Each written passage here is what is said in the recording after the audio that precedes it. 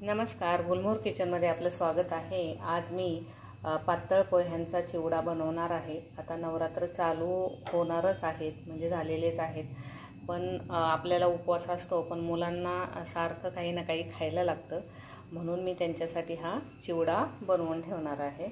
तर त्यासाठी मी इथे मिक्सरच्या भांड्यामध्ये साखर घालणार आहे। साखर ही आवडीनुसार घालायची आहे। तर मी इथे 3 चमचे ही साखर घेणार आहे। 1 चमचा धना पावडर टाकायची आहे, अर्धा चमचा जिरे पावडर, थोडीशी हळद आणि अगदी थोडं हे सायट्रिक ॲसिड टाकायचं आहे, कारण याने चिवड्याला खूप छान टेस्ट येते। नाहीतर तुम्ही त्याऐवजी आमचूर पावडर पण वापरू शकता। थोडंसं मीठ घालायचं आहे आणि आता हे सर्व मिक्सरला बारीक फिरवून घ्यायचं आहे, म्हणजे हा चिवड्यासाठी मसाला आपला तयार होईल।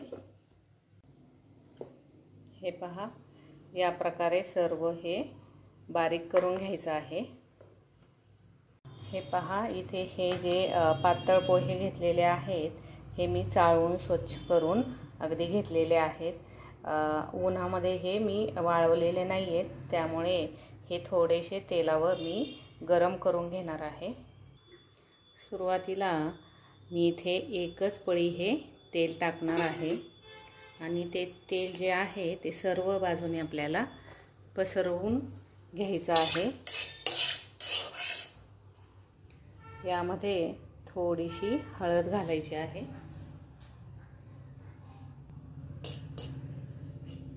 हलवून घ्यायची आणि गॅस हा मी एकदम बारीक केलेला आहे आणि हे जे चाळलेले पोहे आहेत हे सर्व मंद आचेवर कडक भाजून घ्यायचे आहेत।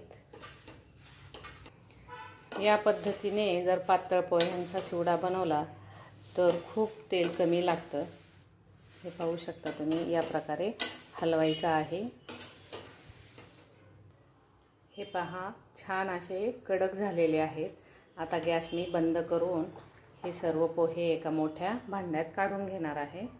आता या पोह्यांमध्ये यामधला काही थोडाफार हा मसाला केलेला यामध्ये टाकायचा आहे। सुरुवातीला मी हा 2 चमचे टाकून घेतलेला आहे आणि आता याला परत एकदा हलवून घ्यायचा आहे। अगदी अलगद असं हलवून घ्यायचं आहे, म्हणजे तो सर्व बाजूला लागून मिक्स होईल।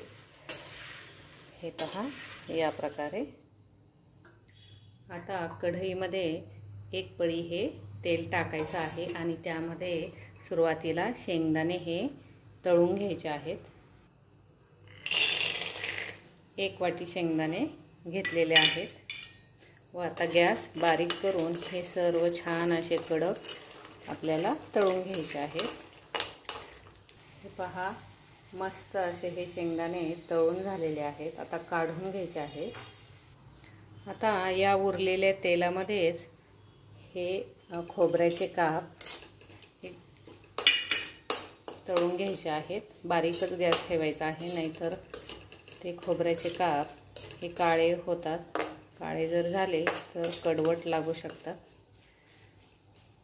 हे पहा, हे मस्त असा कलर आलेला आहे याला आणि हे साईडला ओढायचं आहे, म्हणजे यातलं तेल हे कढईमध्ये परत येतं। आणि आता हे खोबरं जे आहे ते एका ताटामध्ये काढून घ्यायचं आहे, चांगलं निथळून।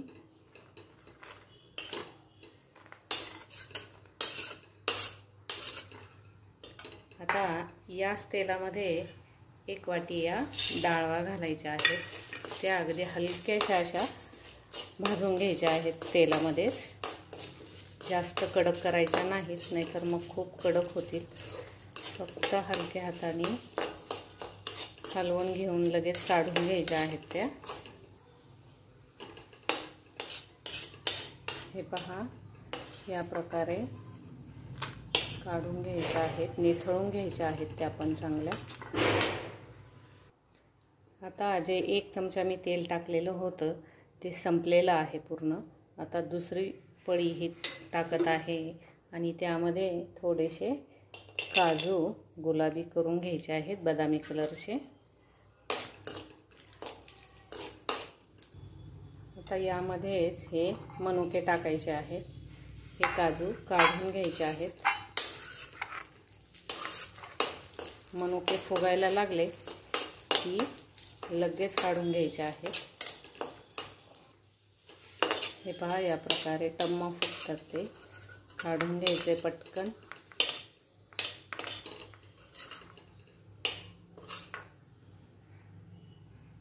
आता याच तेलामध्ये धुतलेला हा कढीपत्ता टाकायचा आहे.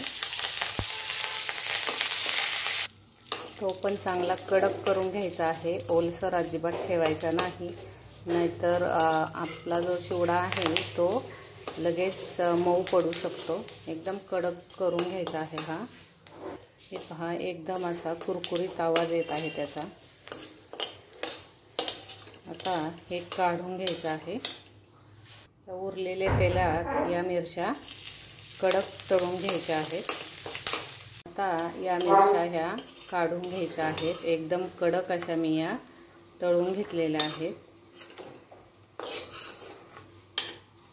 आता या तेलामध्येच फोडणी द्यायची आहे चिवड्याला. थोडीशी मोहरी घातलेली आहे, थोडेसे जिरे, हिंग घालायचं आहे. त्यानंतर थोडेसे तीळ घालायचे आहेत, 2 ते 3 चमचे, आणि चांगले हलवून घ्यायचे आहेत. आता हे सर्व पोह्यांवर घालून द्यायचे आहेत. अगदी थोड्या तेलात मी आज चिवडा बनवणार आहे. ही फोडणी व्यवस्थित सगळ्या बाजूनी पसरून एकत्र करायची आहे. आता त्यानंतर हा जो कढीपत्ता आहे तो यामध्ये टाकून घ्यायचा आहे आणि ह्या मिरच्या पण टाकायच्या आहेत.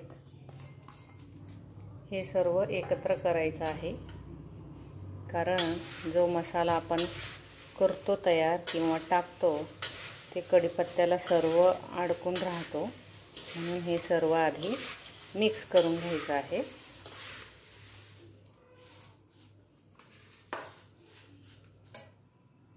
त्यानंतर ह्या तळलेल्या सर्व गोष्टी यामध्ये टाकून घ्यायच्या आहेत आणि त्याही व्यवस्थित हळूच मिक्स करायच्या आहेत. आता थोडीशी टेस्ट घेऊन पाहिजे आहे कारण त्यामध्ये जर मीठ पाहिजे असेल तर मीठ वरून आपल्याला टाकून घ्यायचं आहे. आणि हा जो उरलेला जो मसाला आहे त्याची गरज आहे की नाही ते बघायचं आहे आणि मग नंतर ते सर्व मिक्स करून घ्यायचं आहे. हा सर्व मसाला यामध्ये घालून घ्यायचा आहे, कारण हा त्या मापाचाच बनवलेला होता.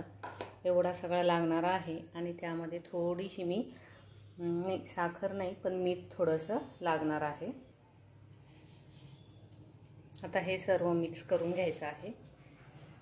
आता या तेलामध्ये अर्धा चमचा ही हळद घालायची आहे आणि ती हलवून घ्यायची आहे.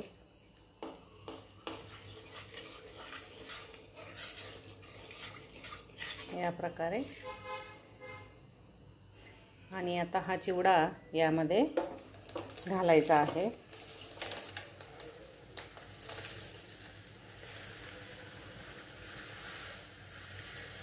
गॅस हा बारीक करायचा आहे आणि हे सर्व हळूहळू असं हलवून घ्यायचं आहे. आता मी एक डिश घेतलेली आहे आणि एक झाऱ्या आहे, त्याच्या साहाय्याने अगदी अलगद अलगद असा हा हलवायचा आहे.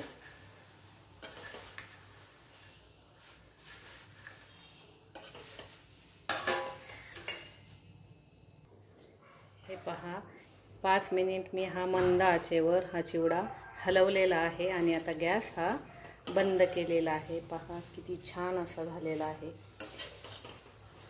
एकदम मस्त होतो.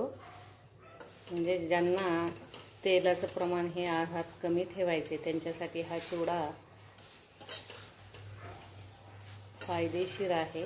म्हणजे तसा पातळ पोह्यांना जास्त तेल लागतं पण मी हे अगदी 5 ते 6 चमचे म्हणजे पळ्यांमध्येच हा चिवडा बनवलेला आहे. चिवडा झाल्यानंतर हा चिवडा कढईतच ठेवायचा आहे, म्हणजे तो छान कडक होतो.